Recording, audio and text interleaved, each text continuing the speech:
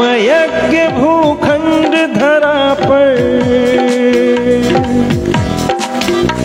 प्रथम यज्ञ भूखंड धरा पर आद्य का आगाज है। प्रथम यज्ञ भूखंड धरा पर आद्य का आगाज है पावन संगम की धरती ये प्रयागराज है, ये प्रयागराज है। जय हो।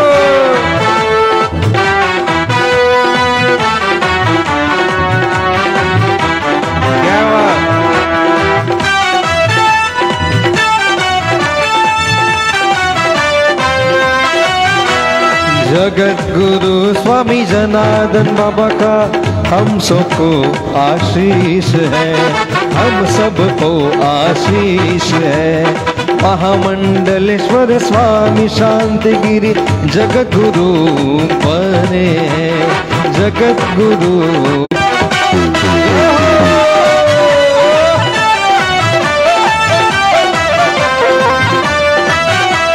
कण कण में बसा है यहाँ पर तीर्थ क्षेत्र प्रयाग है। प्रथम यज्ञ भूखंड धरा पर आद्य का आगाज है। प्रथम यज्ञ भूखंड धरा पर आद्य का आगाज है पावन संगम की धरती ये प्रयागराज है, ये प्रयागराज है।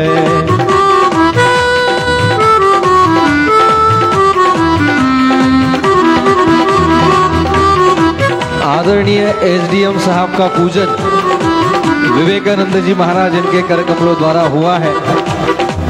ये वो विभूतियां हैं जिनके परिश्रम से कुंभ में बहुत सुगमता रही। जरा जोरदार तालियों से उन्हें नवाजें, अभिनंदन करें।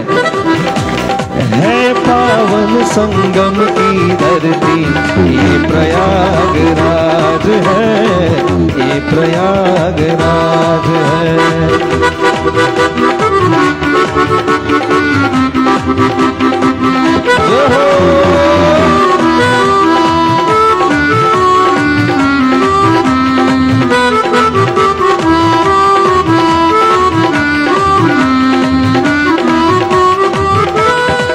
तेरी भक्ति के खुल जाए तारे, आजा तू बाबा के सहारे। तेरी किस्मत के खुल जाए तारे, आजा तू बाबा के सहारे। भरोसा रख मौनी बाबा पे, भरोसा रख मौनी बाबा पे, भरोसा रख मौनी बाबा पे, भरोसा रख मौनी बाबा पे, भरोसा रख मौनी बाबा पे, भरोसा रख मौनी बाबा पे। तेरी किस्मत के खुल जाए तारे, आजा तू प्रयाग के सहारे। तेरी किस्मत के खुल जाए तारे, आजा तू संगम के किनारे। भरोसा रख मौनी बाबा पे, भरोसा रख मौनी बाबा पे, भरोसा रख मौनी बाबा पे।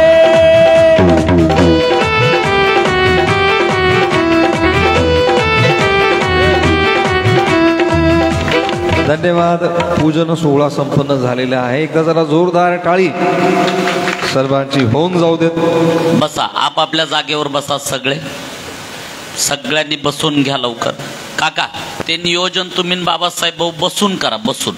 हा, तुम्ही सगळे पूजनावाले हा इथं समोर नका गर्दी करू, जागेवर बसा आणि बाबासाहेब भाऊ शिवा काकांना भेटून त्याचं नियोजन करा।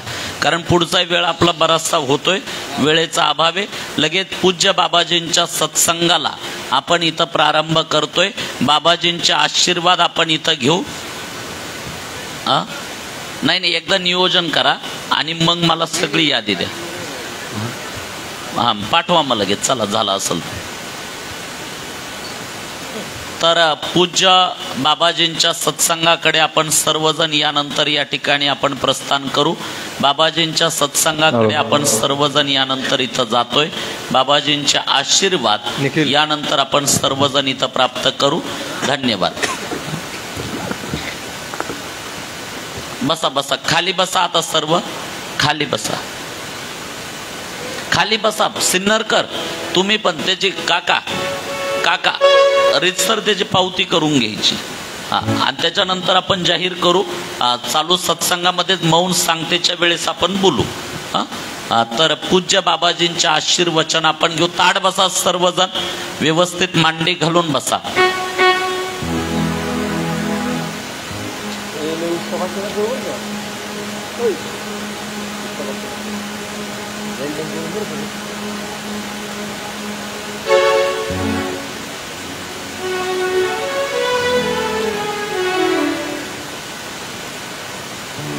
यानंतर पुढील सत्संगाला प्रारंभ होईल. ताड बसा सर्व, खाली बसा सर्व. आणि जी सूचना दिली त्याचं पालन करा. धन्यवाद. पुढील सत्संगाला प्रारंभ होतोय.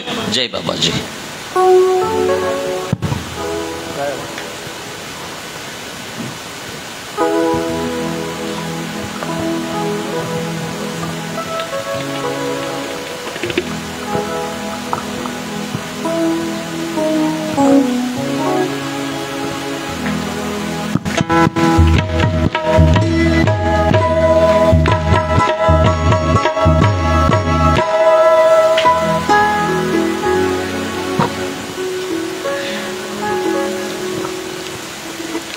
मृत्युंजयाय रुद्राय नीलकंठाय शंभवे शर्वाय महादेवाय ते नमः.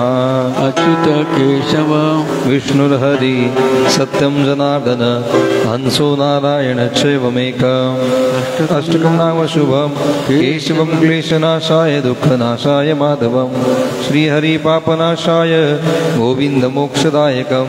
ध्यानमूलं गुरुमूर्ति पूजामूलं गुरुपाद मन्त्रमूलं गुरुर्वाक्यं मोक्षमूलं गुरुकृपा. पूजा सत्यमंत्र सत्यं सत्यं देवं निरञ्जनं. गुरुर्वाक्यं सदा सत्यं सत्यमेकं परं पदम्. अन्यथा शरणं नास्ति त्वमेव शरणं मम. तस्मात् कारुण्यभावेन रक्ष रक्ष महेश्वर. गुरु ब्रह्मा गुरु विष्णु गुरुर्देवो महेश्वरा. गुरुः साक्षात् परब्रह्म तस्मै श्री गुरुवे नमः. गुरु ब्रह्मा गुरु विष्णु गुरुर्देवो जनेश्वरा. गुरुर्साक्षात् जनार्दन स्वामी तस्मै श्री ओम जनार्दनाय नमः. तस्मै श्री ओम शांतिगिरिय नमो नमः. ओम जनार्दनाय ओम जनार्दनाय नमः. माताय नमः. ओम जनार्दनाय नमः. यमुना माताय ओम जनार्दनाय नमः. सरस्वती माताय नमः. माताय नमः. ओम जनार्दनाय नमः. ओम जनार्दनाय नमः. निष्काम कर्मयोगी शिवयोगी ओम जगद्गुरु जनार्दन स्वामी महाराज की जय. उत्तराधिकारी श्रीमद जगद्गुरु स्वामी शांतिगिरी जी महाराज की जय. बजरंग बली की जय.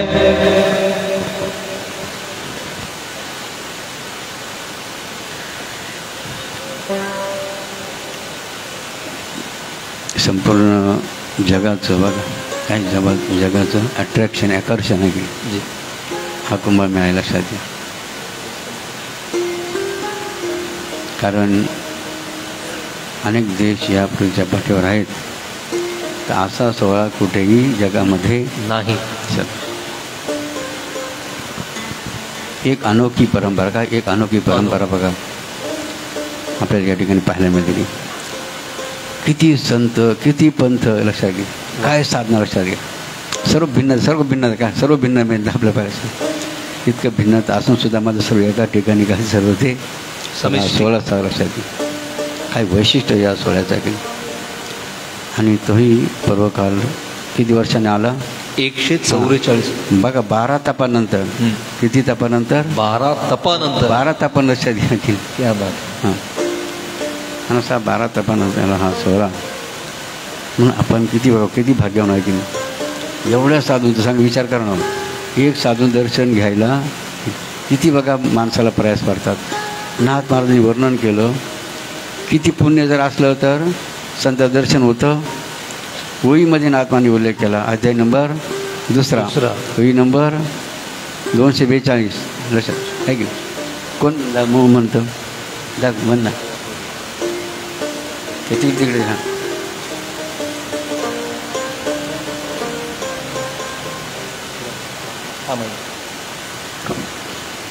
पुढे पुढे पुढे इकडे पुढे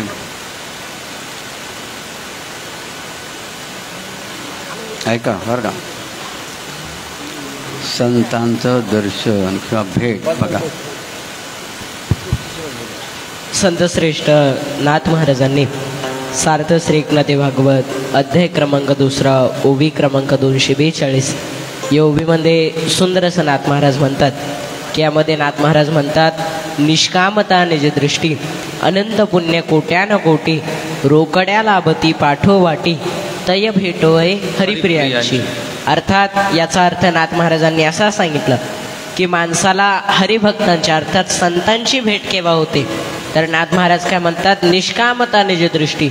ज्या वेळेस आपल्याला अनेक जन्माचं आपण भगवंताची निष्काम सेवा केलेली असेल आणि त्याचं पुण्य ज्या वेळेस एकत्र होतं ही पहिली गोष्ट. त्यानंतर अनेक सज्जनांचा आशीर्वाद आपल्या पाठीमागे असेल आणि सर्वात मोठे सज्जन म्हणजे आपल्या आईवडील, आपल्या आईवडिलांचा आशीर्वाद आपल्या पाठीमागे असेल. आणि तिसरी गोष्ट म्हणजे अनेक जन्मांमध्ये आपले जे पुण्याचं गाठोड आहे अशा 3 गोष्टी ज्या वेळेस एकत्र येतात तेव्हाच संतांची भेट त्या ठिकाणी होते. अशा रीतीने बघा म्हणजे तुम्ही इथं आलेले किती पुण्यवान समजलं किती पुण्यवान आहेत. एवढं पुण्य बघा आपल्या सर्वांनी म्हणजे तुमच्या सर्वांच्या गाठी आहेत म्हणून अनेक संत दर्शन बघा आपल्याला घडत आहेत. म्हणून प्रथमतः बघा ज्या माता पित्यांच्या पुण्याने हा योग तुम्हाला सर्वांना प्राप्त झाला अशा माता पित्यांचं आणि बघा आणि आपल्यासारख्या सर्व पुत्ररत्नांचं जरा जवळ टाळीवर अभिनंदन. आता दर्शन झालं की काय दर्शन झालं त्या दर्शनाचं काय फळ आहे की काय आपण संतांचं दर्शन प्रेमाने आवडीने घेतलं बघा किती पुण्य मिळतं बरं का. त्याचं वर्णन आत्माने केलं बरं का. बोला सुदास ऐका बरं का. आता पुढला मुद्दा लक्ष झालं ना. आता संदर्शन घ्यायला किती पुण्य लागतं आणि दर्शन घेतलं किती पुण्य मिळतं लक्ष बरं का. हे बघा ज्याप्रमाणे नाथ महाराजांनी सांगितलं की संतांची भेट केव्हा होते हे नाथ महाराजांनी दुसऱ्या अध्यायामध्ये सांगितलं. पण जर आपण अशा संतांचं जर काय केलं आपण मनापासनं श्रद्धेने जर आपण काय केलं अशा संतांचं दर्शन घेतलं तर त्याचं काय फळ आहे याचं उदाहरण याची ओवी नाथ महाराजांनी अध्याय क्रमांक 11 ओवी क्रमांक 1200 यामध्ये नाथ महाराज सांगतात की सर्व तीर्थी तोच नहाला जप दबा दे फळी तोची राहिला सर्व पूजांचे सार तोच पावला ज्याने साधू वंदीला सन्माने. याचा अर्थ नाथ महाराजांनी असा सांगितलं की जो भक्त काय करतो संतांचं मनापासून आदरपूर्वक दर्शन घेतो तर त्याला कोणतं पुण्याची प्राप्ती होते. सगळ्यात महत्त्वाचं म्हणजे आपण सगळेजण इथे कशासाठी आलो आहोत विशेष म्हणजे त्रिवेणी संगमाचं स्नान करण्यासाठी. पण नाथ महाराज सांगतात की जो संतांचं दर्शन घेईल त्याला फक्त प्रयागराजच नाही किंवा काशीचंच नाही तर संपूर्ण जगामध्ये जितकेही तीर्थ आहेत त्या संपूर्ण तीर्थांचं स्नान केल्याचं पुण्य.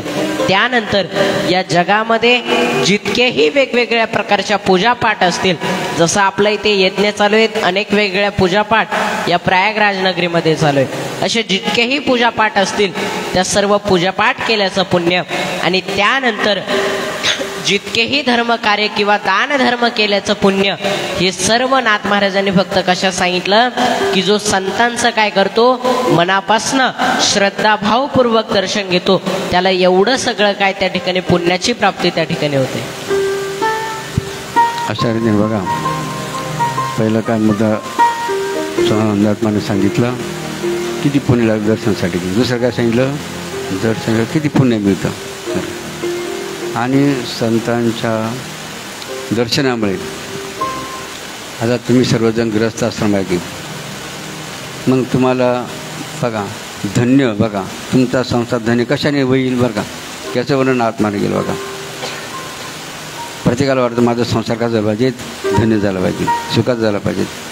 मग त्यासाठी काय करावं बघा काय करायला किंवा बघा तुमचा संसार कधी धन्य होईल, बघा कशाने धन्य होईल याचं उत्तर बघा.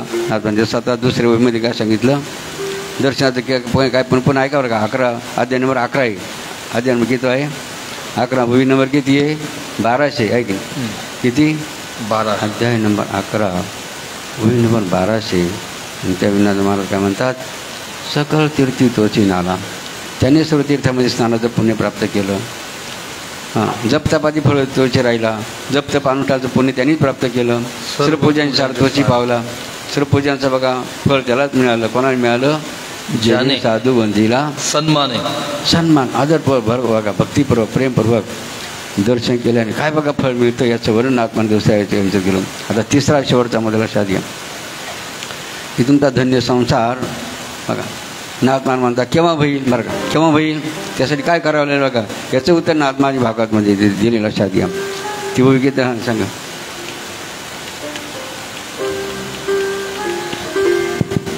की बघा अध्याय क्रमांक 2 ओवी क्रमांक 773. या ओवीमध्ये देखील नाथ महाराज सुंदर असं वर्णन त्या ठिकाणी करतात. त्या ओवीमध्ये नाथ महाराज म्हणतात की धन्य संसारी कोण आहे, तर यामध्ये नाथ महाराज म्हणतात, ऐसे ज्याच्या जिभेवरी नाम नाचे निरंतरी, धन्य धन्य तो संसारी स्वानंद हरी गरजतो. याचा अर्थ नाथ महाराजांनी असा सांगितला की आता तुम्ही जितकेही आज या ठिकाणी बसलात, तुम्ही काय केलंय 8 दिवस भगवंताचं सतत आपल्या जिभेवर काय केलंय, नाम नाचवलंय, अर्थात सतत नामस्मरण केलंय. तर नाथ महाराज काय म्हणतात की धन्य संसार किंवा धन्य कोण आहे, तर नाथ महाराजांनी काय सांगितलं की जो काय करतो सतत आपल्या मनामध्ये काय करतो, भगवंताचं नामस्मरण करतो, तो काय धन्य धन्य त्या ठिकाणी आहे. अशा रीतीने की आपण या ठिकाणी जे बघा कर्म केलं ते किती श्रेष्ठ महात्मा मान आहे की, कारण साक्ष बघा साक्षीदार हे जे कर्म आहे ते कोणा साक्षीने घडलं माहीत आहे का, अनेक साधू संतांच्या. जेव्हा सर्व देवता आहे ना भारतात, सर्व भारतात देवताने कुठे आलेले आता बघा, या इथं आले, लक्षात घ्या. प्रयाग तीर्थ जेवढ्या देवता आहे ना भारतातल्या, लक्षात घ्या, त्या कुठं आलेल्या आहेत, ह्या स्थानावर आले, लक्षात घ्या, या कुंभाच्या पर्वकालावर. आणि अशा सर्व देवांच्या साक्षीने की आपला बघा संसारही धन्य झाला का झाला, अनुष्ठाने धन्य संसार झाला, ज्यांनी नामस्मरण केलं त्यांचाही धन्य संसार झाला. संत दर्शनाने तुमचं काय झालं, बघा किती पुण्य तुम्हाला मिळालं आणि किती पुण्य बघा, किती पुण्य आपल्या बघा गाठीशी होतं, म्हणून आपल्याला या ठिकाणी दर्शन झालं. म्हणून प्रथमतः असा या सर्व बघा हा सर्व योग ज्या एक महान सत्पुरुषांच्या अर्थात शिवयोगी निष्कामपूर्वी अशा बाबासारख्या महान संतांच्या काय झालं आशीर्वादाने आपल्या सर्व योग आला सारखे. म्हणून ज्या बाबाजींच्यामुळे आपल्या सर्वांना योग आला साध्या अशा पालखीमध्ये विराजमान असल्या बाबांची साष्टांग धरून करूया. त्यामुळे या कुंभातील जेवढे साधू संत आहे बघा, जगद्गुरू असतील, आचार्य महामंडलेश्वर असतील, महामंडलेश्वर असतील बघा, सचिव असतील, सेक्रेटरी असतील बघा, ठाणापती असतील, महंत असतील, ब्रह्मचारी असतील, संन्यासी असतील बघा, नेक्स्ट ब्रह्मचारी असतील, असे अनेक बघा प्रकारचे संत महंत पण अनेक पंथांचे बघा संत आहे. या सर्व संतांच्या विषयावर आपण साष्टांग दंडवत करूया. पवित्र जी भूमी बघा ही 3 नद्या काय, 3 नद्या, किती नद्या संगम इथं गंगा, यमुना आणि सरस्वती, ह्या 3 नदीच्या संगमाने पवित्र झाली भूमी. या 3 नदी सहित बघा या प्रयागराजाच्या मागे पहिलं नावाचं दुसरं होतं बरोबर ना, मग आता योगीजींनी ते बदललं की याचं नामकरण काय केलं, मूळ नाव आपल्या प्रयागराज. जसं आपल्या काही छत्री संभाजीनगर झालं बघा, तर इकडं सुद्धा काही नाव झालं प्रयागराज. अशा प्रयाच्या पुण्य आणि पवित्र भूमीमध्ये आपण म्हणजे अशा भूमीला वंदन करूया. आणि या कुंभाच्या निमित्ताने जे अनुष्ठानचं नियोजन करण्यात आलं, यज्ञाचं नियोजन करण्यात, त्या यज्ञामध्ये अनुष्ठानमध्ये जे सहभागी झाले की नाही, ज्यांचे अनुष्ठान कोणी हाईवर अनुष्ठान ज्यांनी केलं, कोणी पाण्यावर, कोणी दुधावर, कोणी फळावर, कोणी फराळ घेऊन, त्याप्रमाणे यज्ञामध्ये बघा आमच्या कुलकर्णी गुरूंच्याही मंत्रघोषाच्या त्या माध्यमातून अनेक देवतांचं पूजन हवन बघा या यजमानांनी केलं. या सर्व यजमानांनी सर्व गुरु बघा आमचे कुलकर्णी गुरुसहित त्यांचे सर्व सहकारी गुरु त्या सर्वांचं जरा जोरदार टाळून आता हा कोणता यज्ञ झाला आपला रुद्र एक झाला ना. हां रुद्र स्वाकार झाला. ज्याला समजलं असं ना की किती पातक किती प्रकारचे पातक असतं की ते सर्व पातक आता कुठं गेले हवन झाले म्हणजे काय झाले लक्षात बसणं बघा नष्ट लक्षात या. अनेक प्रकारचे प्रायश्चित्त पापद बघा क्षालन नवे नाथ मला एकाच बघा उत्तर बघा ते नाथ मला एकाच भागात उत्तर दिलं यज्ञाचं सांगताना जो बघा यज्ञ हवन कर्म जो करील ना त्याला काय प्राप्त होईल चांगली संतती आणि चांगली संपत्ती. बघा काय चांगली संतती आणि चांगली लक्षात या. ही साधी गोष्ट नाही. तुम्ही तिकडे बघितलं आम्ही गेलो बघा एका ठिकाणी किती मोठं मंडप काय पाहिलं किती मोठं मंडप दिले काही कोटीचे मंडप लक्षात विचार करणं 17 मंजिल आहे 17 मंजिल एक. हां आणि म्हणून की जे या ठिकाणी भाग्यशाली ठरले जसे आमचे आता जर मुद्दा तुम्हाला जाहीर करण्यात आलं की आमचे येणारच नव्हते बरं का बाबांनी त्यांना आपको आणाही पडायला की नाही मग तू गाडी ना कशाने या आणि म्हणते आमचे कोणते साहेब असतील जोशी साहेब असतील ते आमचे सकाळी वर्ग जगा जाणार होते मात्र बघून आपण तो जाणे आपल्या खाण्यावर तसं यांचं नाव ते यज्ञपूजा लिहिलं म्हणून त्याने बघायचं त्यांच्या परिवार हो बरोबर म्हणजे बरोबर देवाने त्यांचं मनोरथ पूर्ण केलं. त्याचं आमचे अग्रवाल भाऊ जे पंढरपूरच्या बघा आश्रमामध्ये सेवा करतात तर अजून कोण राहिलं हां गोरे पण बघा ते आपले काय आहेत आपल्या सर्व संस्थेचे ते कोण आहेत प्रशासक अधिकारी लक्षात येईल. अशा रीतीने या पंच यजमानांच्या या कार्यक्रमाद्वारे आणि गुरूंच्या मध्ये गोष्यामध्ये मोठ्या प्रेमाने आनंदाने हां यज्ञाचा सोहळा संपन्न झाला म्हणून पुढे टाळून त्यांचं अभिनंदन या गोष्टात. तसंच या सोहळ्यामध्ये प्रत्येकाला खायला प्यायला खाण्यापिण्याची सेवा महत्त्वाची लक्षात द्या. असं भंडारगरामध्ये जे आमचे पावसे भाऊ असतील आमचे हृदयनाथ महाराज असतील त्यांचे सर्व सहकारी सेवक असतील अशा ज्यांनी बघा सेवा पण आपल्या सर्वांना सकाळचा नाश्ता असेल दुधाचा असेल किंवा फराळाच्या व्यवस्था या सर्व व्यवस्था केल्या त्यांचंही टाळून अभिनंदन या लक्षात. कारण बाबा नेहमी सांगायचे काय सांगायचे कोणाची वस्तू वापरावी की कोणाची वस्तू वापरावी आणि कोणाची नाही वापरावी आपल्याला लक्षात घ्या. जर तुम्ही कोणाची जर वस्तू वापरावी काय होईल बाबांनी एकाच उदाहरणातून स्पष्ट केलं की नाही जर जरासंधाचा मुकुट त्या परीक्षित राजाने वापरला काय झालं अवस्था लक्षात घ्या. दुर्बुद्धी म्हणजे बघा दुष्ट क्रूर ऐंदी आळशी म्हणतो का अशा व्यक्तींची जर तुम्ही जीवांची वस्तू जर वापरल्या तर त्यांनी काय फळ मिळालं लक्षात काय परिणाम त्याचा होणार आहे. आणि त्याच्या उलट काय मग सदवस्तू जर वापर आपण बाबांच्या थोडक्यात ना तर आपण बाबांच्या वस्तू जर वापरल्या पण तुमचं काय होईल सद्बुद्धी तुम्हाला कधी दुर्बुद्धी होणार. जर टाळीवर बघा बाबांची वस्तू वापरण्याचं बरं का मग कोणी का कोणी मीठ का आमच्या बऱ्याचशा महिला काय बघा मीठ का कोणतं मीठ वापरलं त्या रॉक्स वाटवा का नैसर्गिक बघा मीठ लक्षात घ्या. हे तुम्ही जे मीठ आणता ना बाजारातलं ऐक जे समुद्रापासून कसून तयार झालं ते रासायनिक ही प्रक्रिया आहे रासायनिक आणि त्यातही द्रव्यसुद्धा लक्षात. मग विचार करा ते मीठ कसं असेल की नाही म्हणून त्याला पर्याय आपण काय काढलं पण कारण बाबाही सुद्धा कोणतं मीठ घ्यायचे बरं का फलाहाराला कोणतं मीठ वापरायचे सैंधव सैंधव मीठ वापरायचं. मग बाबांना वाटलं की फक्त फलाहारानेच खायचं का ते लक्षात का बाबानेच खायचं का लक्षात. आणि मग आपल्या सर्वांना त्याचं काय महिमा करावा लक्षात आपल्या सर्वांचं आरोग्य चांगलं लक्षात आहे. कितीतरी फायदे बरं का अनेक बघा फायदे त्या रॉक सडाळतात सैंधव मिठाचे बघा. कारण ते मीठ कसं आहे न्यायचे म्हणजे नैसर्गिक म्हणजे ते जे डोंगर आहेत त्या डोंगरातून काय गाड्या भरून आणायच्या बरं आणि त्या मशीनने काय करायचं दळायच्या आणि ते पॅकिंग करायचं आणि ते तुम्हाला लक्षात या.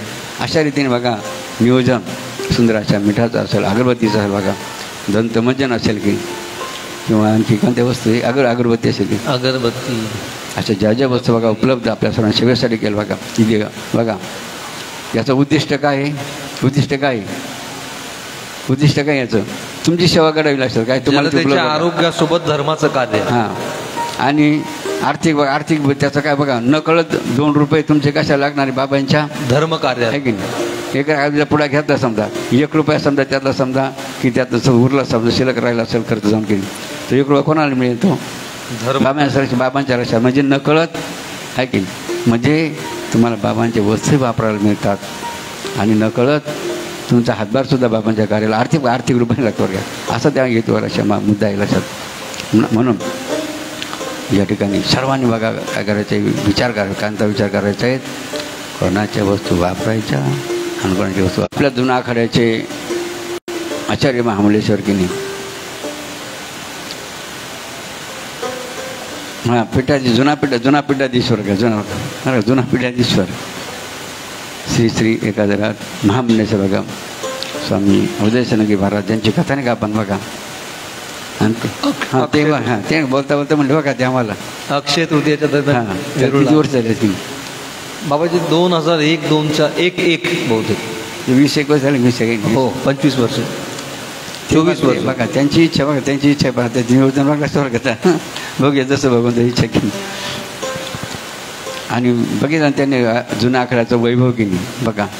म्हणजे महाराज लोक काय करू शकलं लक्षात नाही प्रतिने का ते अहमदाबादचं तुम्ही काय म्हणता ना अक्षरधाम एक प्रकारे अक्षर बघा स्वामीनारायणचं त्यांनी बघा त्या ठिकाणी एक प्रेझेंटेशन बघा प्रेझेंटेशन या समाजाला दिलं लक्षात म्हणजे टाळी वाजून आचार्य महामंडलेश्वर आपण अभिनंदन करायचे. तसंच या जुना आखाड्याचे आपले महामंत्री बघा त्यांना मुख्य संरक्षक म्हटलं हां आखाड्याचे की संपूर्ण आखाडा सर्वांचं नियोजन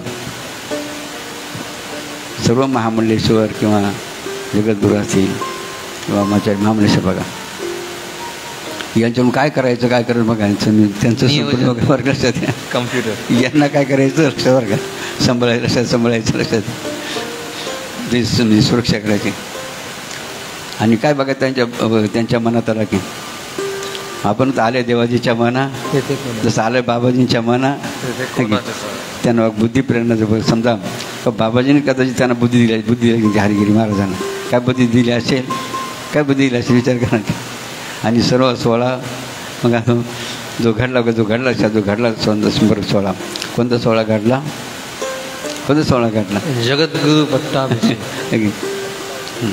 याच महिन्यामध्ये का 20 वर्षापूर्वी 20 वर्षापूर्वी नाही 25 हां म्हणजे हा दुसरा तिसरा कुंभाळा असं तिसरा कुंभाळ येतो मग बरं 1 2 तिसरा कुंभ म्हणजे 24 वर्षानंतर अर्धा कुंभ तिसरा कुंभाळ का या ठिकाणी पट्टाभिषेक ज्यांनी केला होता आपला कशाचा महामंत्री तेव्हा कोण होता तेव्हा पट्टाभिषेकाला होते बरं काय साक्षी झाला बाबाजी जेव्हा महामंडळ काय बरं का आणि तोच सोहळा मात्र महिमा वेगळ्या लक्षात आणि त्यांच्याच असते कोणता पट्टाभिषेक झाला जगद्गुरु.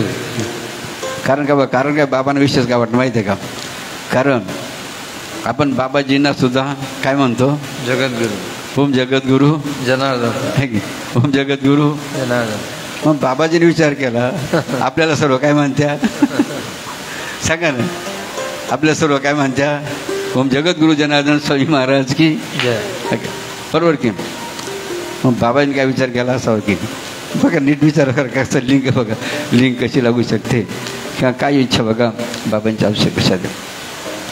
म्हणून या कुंभाच्या नगरीमध्ये जे बघा कर्म या ठिकाणी घडलं की जे आपल्याला पाहायला मिळालं जे आपल्याला ऐकायला मिळत लक्षात खरं ते अलौकिक आहेत हे आश्चर्यकारक आहेत.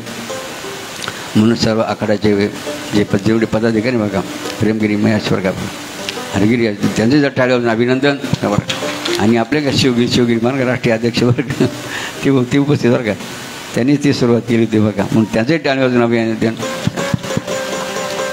असं अशा अनेक रहस्य किंवा आश्चर्य किंवा त्याला काय म्हणतात आपण अनोखा सोहळा की याची देही अशी हां अजब गजब म्हणते ना हां या ठिकाणी आपल्याला पाहायला मिळालं. आपण सर्व साक्षीदार आहात. आजही अनेकांना कोण शाही स्नानाला कोण होतं शाही स्नानाला कोण केलं काही महिला पण होत्या शाही स्नानाला जसं कालचं आपण स्नान केलंच नाही हो मग काही तसं पोटच भरलं नाही बरं का ते म्हणते पुन्हा होते बरं का कारण काही लक्षात घेईन. आणि म्हणून आजच्या या वसंत पंचमीच्या पर्व कालावर जो शाहीस्थानाचा सोहळा झाला आणि त्या सोहळ्यात सुंदर हेलिकॉप्टर सुंदर नियोजन केली. पुष्पवृष्टी पाहिली ना आहे की हो बरोबर पुष्प सर्वांच्या आहे की जर ते हेलिकॉप्टरवाल्याचं आणि दुसरं आम्हाला आणखी काय पाहायला मिळालं बरं का. पक्षी पाहिले पक्षी किती बघा किती पक्षी हो त्या बाबांना असं वाटतं बरं का ते पक्षी पाहून त्या बघा त्या पक्ष्याने संतांचं दर्शन कोणाला घडलं संत कोणाला घडलं आणि त्याने आनंद झाला का होती किती फिरत होती किती गावती फिरत होती त्या ठिकाणी परिसरामध्ये विहंगम. आणि ते गोळक्याचे म्हणजे पक्ष्याचे जा टाळवायचं म्हणजे आपल्याला आनंद आहे की नवल नाही कोणा आनंद झाला निसर्ग का त्यांचा जीव कहू त्यांचा जीव आत्माला प्रत्येकामध्ये लक्षात येईल. असं त्या संगमावर जे बघा दृश्य होतं अत्यंत अलौकिक पाहण्यासारखं आश्चर्यकारक होतं. आणि याचं सर्व श्रेय कोणा द्यावं लागेल मुख्यमंत्री या उत्तर प्रदेश मुख्यमंत्री गेले त्यांनी सुंदर नियोजन बघा. त्याने आपल्या भारताचे पंतप्रधान मोदी हां माननीय श्री नरेंद्र मोदी भाई मोदी आणि जोडी आपले योगी बरं का योगी यांनी सुंदर असं नियोजन या कुंभमेळ्याचं केलं आणि सर्व साधू संत का म्हणजे त्यांचंही टाळीवर अभिनंदन. आता जेवढे बॉन्डे जेवढ्या जे पत्रे दिसते ना प्रत्येक याच्या टेंटला ते पत्रे कोणाचे माहिती आहे का शासनाच्या माध्यमातून म्हणजे मुख्यमंत्री नियोजन. पाणी लाईट पाहिजे ना तुम्ही डस्टबिन हां डस्टबिन की विचार करा की. आणि आम्ही विचारलं बरं का यांना विचार मग त्यांनी नियोजनच करेल बघा जेवढं साईज जेवढं जमा गेलं का बाळ प्लास्टिक सणणार नसणार सर्व घेऊन जातात आणि तिला नियोजन लावायचे. प्लास्टिक वेगळं करायचं आणि बाकीचं खत प्रकल्प बघा म्हणून सुंदर नियोजन बघा खताचं आणि त्या प्लास्टिकचंही लावलं जातं टाळीवर मग दिसतं बरं का. कारण जायला मी तसंच फिरत होतो बरं का तर आम्हाला देवांच्या ती झाडं दिसली बरं का. बाबाला बघा आश्चर्य वाटलं.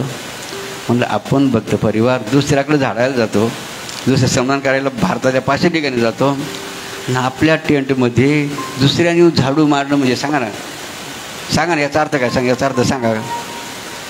दुसऱ्याने येऊन आपलं गबाळ जमा करायचं आपली स्वच्छता करायची याचा अर्थ काय सांगा ना तुम्ही.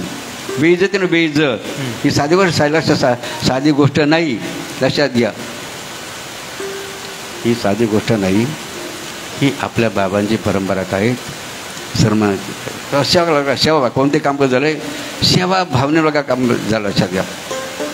म्हणजे जी परंपरा बाबाजींनी लावली की एक प्रकारे मग जगाव त्यात लोकांना आपण झाडायला लावलं ते गमावून जाणं जे एक प्रकार काय होईल मग आपण जनसमूहांच्या सन्मान काय लावला काय लावला हरतळ फासल्यासारखं बरोबर ना बरोबर की लक्षात घ्या.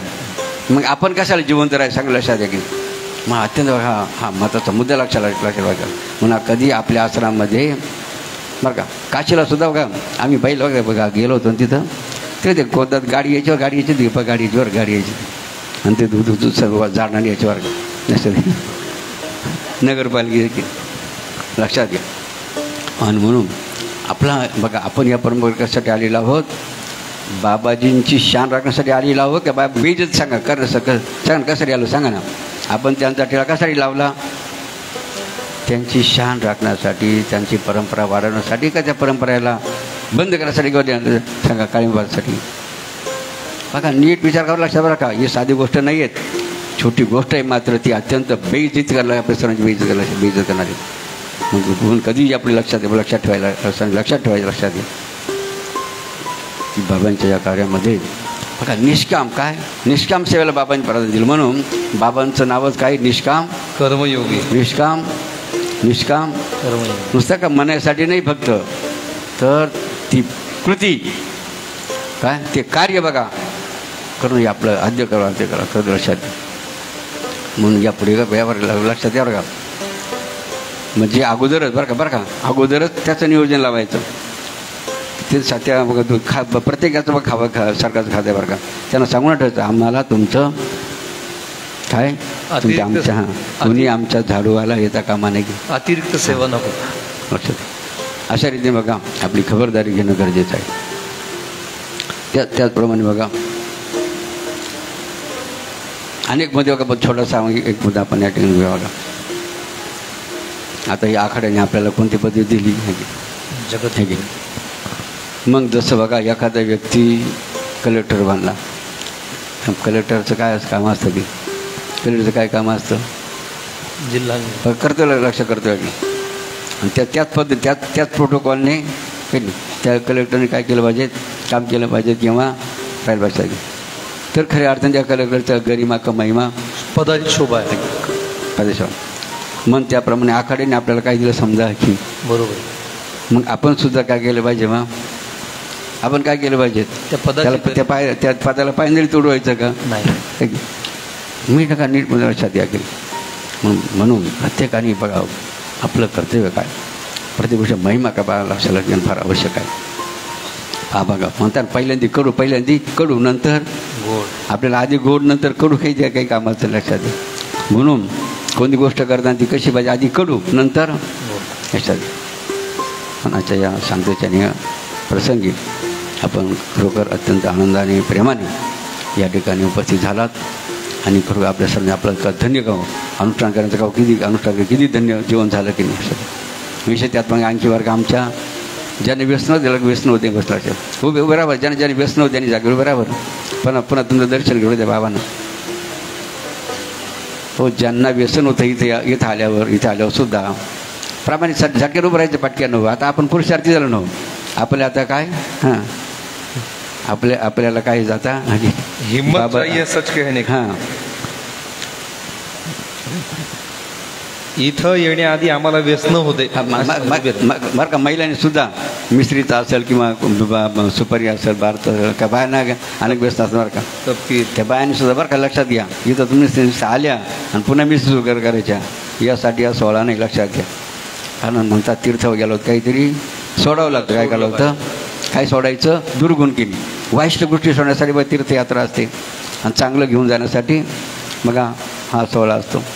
मग त्या दृष्टीने बघा महिलांचं लक्षात घ्या. बघा तुमचं काम आहे, ज्या मुख्य महिलांना तुमचं काम आहे महिलांना चेक करायचं, कोणत्या महिलांना कोणतं व्यसन, कोणत्या महिला कोण व्यसन की चेक केलं पाहिजे की तुमचं बरं का. प्रत्येकाने सुद्धा काय केलं पाहिजे, बघितलं पाहिजे की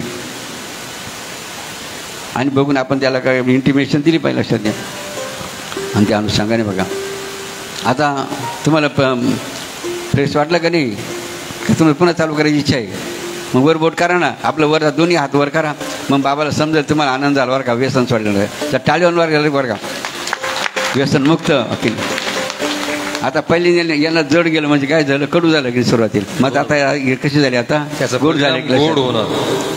कारण व्यसन धन्यवाद बसा. असे अनेक मुद्दे बरं का. जसं आपण चहा बंद केला की नाही आश्रमामध्ये, की का बंद केला, किती सपा मुद्दा आपण मानला. त्या तो हा मुद्दा कोणी मानेल माहिती आहे का, आपल्या भारतात ते राजू दीक्षित बघा. राजीव दीक्षित काय बघा बुद्धिमत्ता, स्वदेशी बघा, स्वदेशी बद्दल राजू काय दीक्षित बघा. एक वाक्य बघा मोलाचं बघा. पाजर फोडणारे जो खरा देशभक्त असेल ना, राजू दीक्षित जो वाक्य ऐकल ना, निश्चित बघा त्याच्या हृदयाला पदर पडल्याशिवाय काय बघा देशभक्ती कशी करायला सर.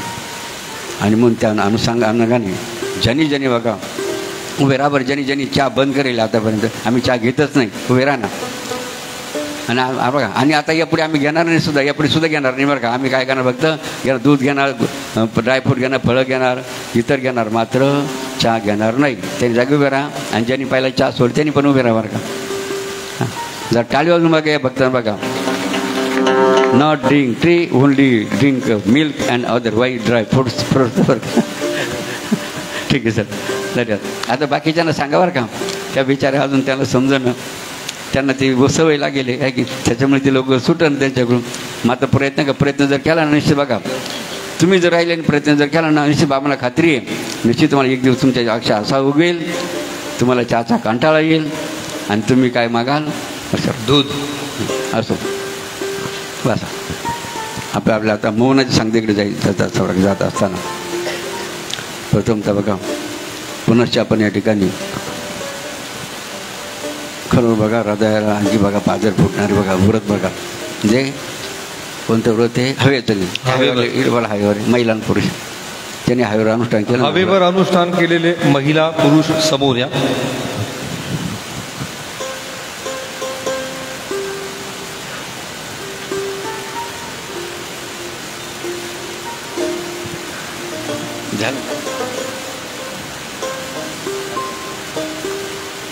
हवेवर अनुष्ठान ह्या उभी हवे पुढे या ना. या समोर आलं. भोजन केलं ना तुम्ही सर आता बरोबर. हां साबळे बाबा महिला किती महिला 1 2 3 हे किती आहे अगं 5 6 बरं का काहून बरं का मग खालचे लोक बसले लक्षात घ्या. हवेवर अनुष्ठान करणं म्हणजे काय आहे? तारेवरची कसरत. काय तारेवरची कसरत. बघा तारेवर कसरत काय बघा त्रास होतो. जसं आपण होतं ना पाण्यातला मासा झोप घेतो कैसा जावे त्याच्या वंशा तेव्हा कळते. म्हणून खरोखर बघा हृदयाला पाजर फोडणारं काही बघा व्रत लक्षात. हृदय बघा द्रवणार म्हणजे काय?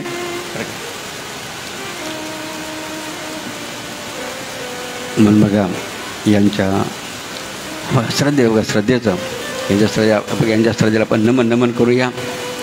आणि अत्यंत निर्विघ्नप्रमाणे बघा आता त्या फ्रेश वाटले की यांचे अनुष्ठान करून सुद्धा बघा ते आपल्याला प्रसन्न चित्त आणि आनंद बघा त्यांचे चेहरे म्हणजे टाळून त्यांचं बघा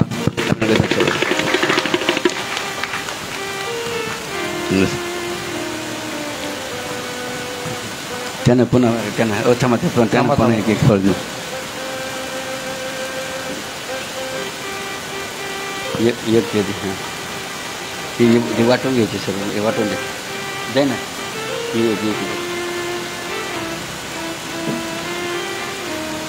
महिला त्याला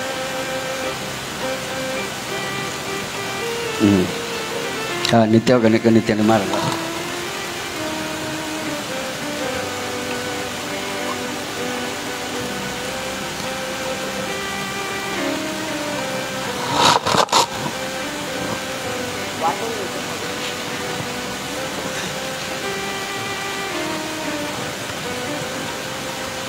गुरुवर हात करा.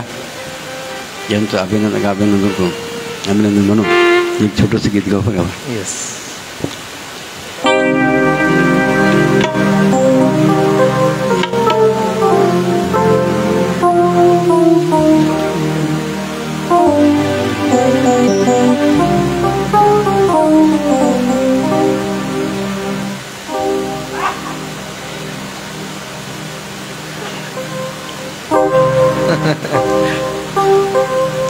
कोणते गीत यांचा अनुभव बघा आपल्या ह्याच्यानुसार.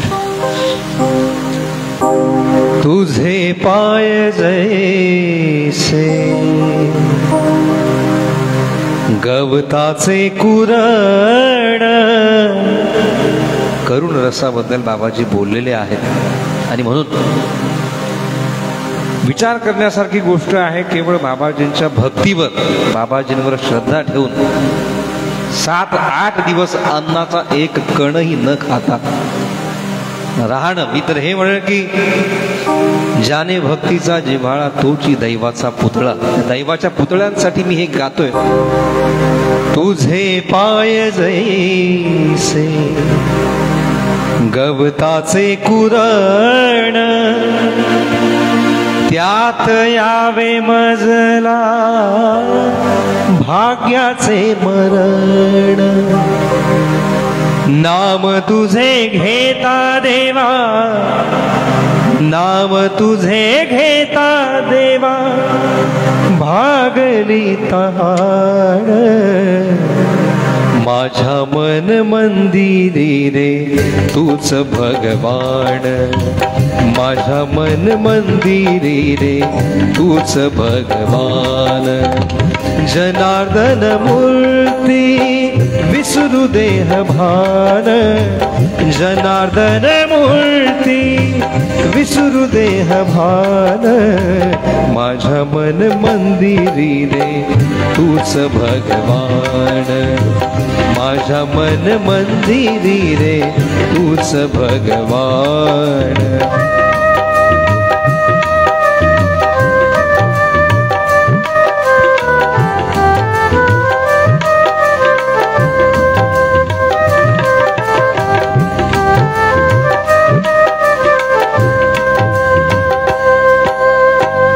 दिन रात डोळे मूर्ती तुझी पाही, दिन रात डोळे मूर्ती तुझी पाही, अंबरता वास रे तशी झोपी जाई, दिन रात मूर्ती दिन रात डोळे मूर्ती तुझी पाही, अंबरता वास रे तशी झोपी जाई, अंबरता वास रे तशी झोपी जाई, तुझ्या चरणी आलो देवा, तुझ्या चरणी आलो देवा, भागली तहान माझ्या मन मंदिरी रे तूच भगवान, माझ्या मन मंदिरी रे तूच भगवान, जनार्दन मूर्ती विसरू देह भान, जनार्दन मूर्ती विसरू देह भान, माझ्या मन मंदिरी रे तूच भगवान. खरोबर बघा काय अवस्था की त्या कधी कधी बघा पाहायला मिळते आपल्या कोणाची, आपल्या अनेक हायवेवरच्या अनुसार देखील की त्यांच्याकडे पाहिलं बघा निश्चित डोळे पाण्याशिवाय राहत भरून आल्याशिवाय. बघा आणि म्हणून पुरुष बघा त्यांच्या निष्ठेला आपण नमन करूया आणि पुरुष एकदा टाळी वाजून बघा त्यांचा अनुभव.